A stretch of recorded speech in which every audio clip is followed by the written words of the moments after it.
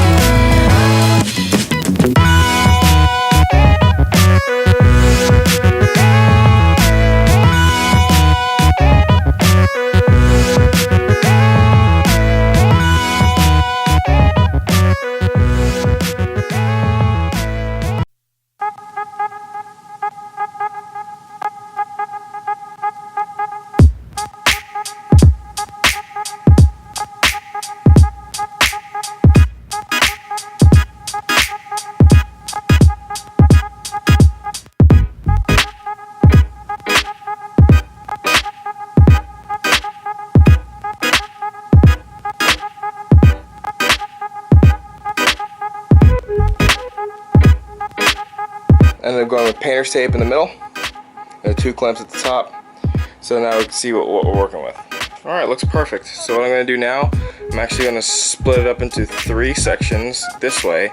So I'll have 1 word on the top, 2nd word in the middle, 3rd word on the bottom. How I always center something, even with graffiti, is basically I measure all the length and the width by inches, and I give every letter a certain amount of inches clearance. So maybe like 1 foot on that side, 1 foot on that side, but right in the middle, every letter will have about maybe an inch or 2 of actual clearance, because as most people know, graffiti in itself, the lettering tends to overlap one another. This is how I've always done it, and I'm going to show you guys basically step by step with my straight edge and everything else.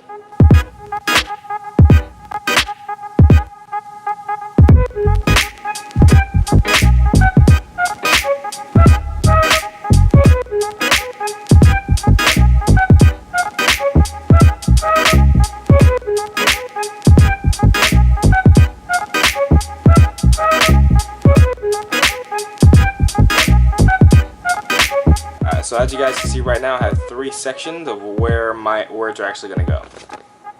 Alright, so I got the top, middle, bottom, right?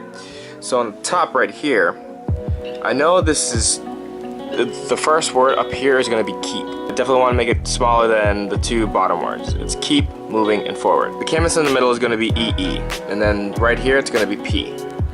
On the other side, it's going to be K. So now I have my base of where I know I want to put my letters, right? So the other ones are actually going to come down here. So moving has 6 letters, M-O-V-I-N-G. And then forward has 7 letters. So kind of the same basic principle, but I'll just make it slightly longer. So it has a cascading effect of upper, middle, lower. What I'm going to do now, I'm actually going to draw where my letters are going to be placed. Basically just squares of where my letters are going to go and how much space that I can actually draw within those squares. Alright, so as you guys can see, we have our 1, 2, 3, 4 boxes for KEEP. These boxes are 12.5 inches long by about, I believe, 10 inches wide, which is perfect for what I want. So every box that I'm gonna do now is gonna be 12.5 inches. So that'll give me, that box is perfect for the lettering. So I believe every letter should be the exact same size. That's what I'm gonna do right now for the other letters. So I've got all my boxes all laid out and everything now.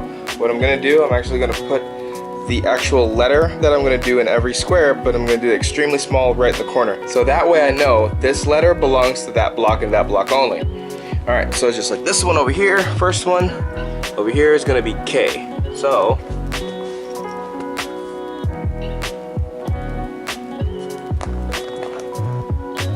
okay, super small.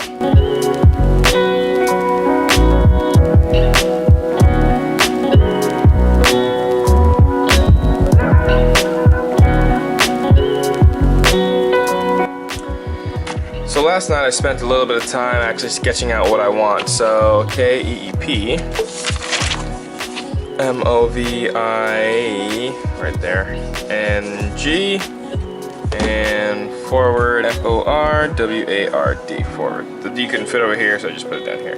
This is just basically what I want for my letters to look like. So now I'm going to translate this onto the actual canvases. And aspects where I actually draw my lettering. To start out, if anyone is interested in actually learning graffiti, a little tip, I always start with the actual basic letter and the anatomy of the basic letter. So I have A right here, right? And then I pick basically a polygon type of shape. So I keep this width through the entire letter though. So the other side of the A, there, and then the middle of the A, oh, it has to be a little smaller. Alright, so then it's all about your personality and your style and how you want to actually perceive the lettering. So me, I like jagged edges sometimes, so I bring this down, bring it across like that. Side. Alright, my A is almost complete right there. Put the top. Finish like so. And then for the inside here, I'm actually gonna make it a stereotypical arrow. Why not?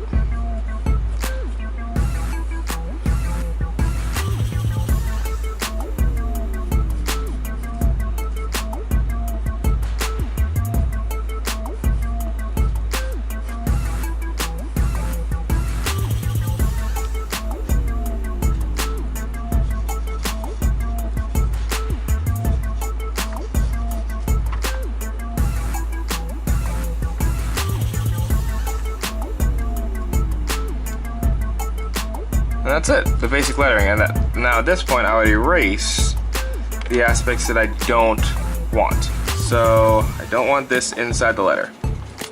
Alright, I don't want that inside my part of the A.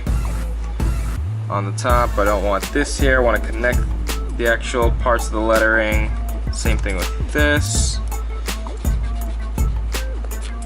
Alright, so we're actually getting somewhere at the moment. So then we just clean everything up.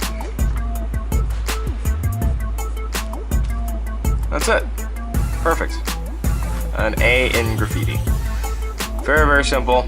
It's all, graffiti is predominantly your style and how you perceive the lettering.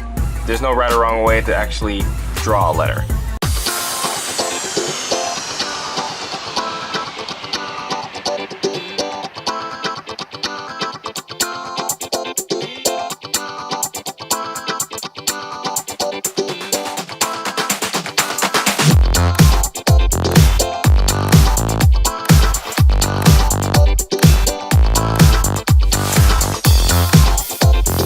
As you guys can see from this part, this much is actually left over, but on the other end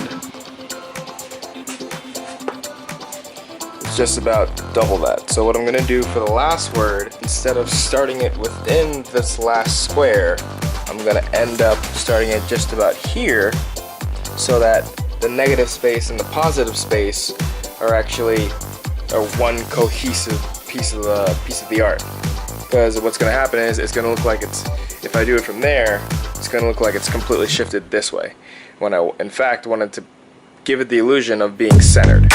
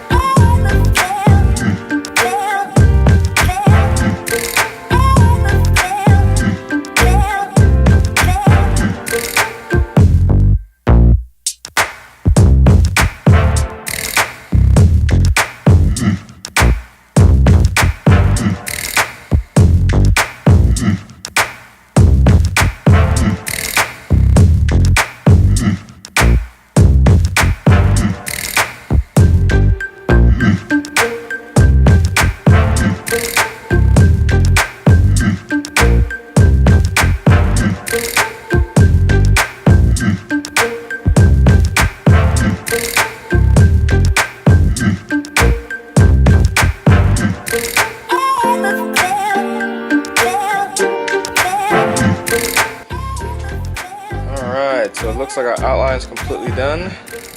Keep moving forward.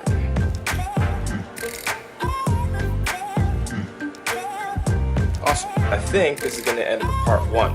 Part 2 and 3 are actually going to happen as soon as I come back from a trip. I'm actually taking a trip to Arizona real quick for about 2 weeks, and I'll be back.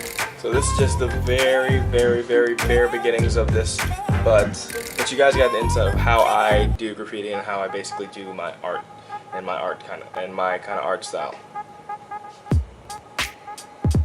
I'm really happy with it. I'm actually going to put 2 things up top and 2 things in the corner, and I think it'll give you enough coverage or it'll look like one complete piece. So if you like this video, like, subscribe, and comment what you guys want to see, and I'll definitely try to make it happen. So I hope you guys learned some graffiti. I hope you guys learned some kind of new art style or something like that. So I'm going to hit the gym now. I hope you guys have a great day. So remember, stay tuned and stay elite.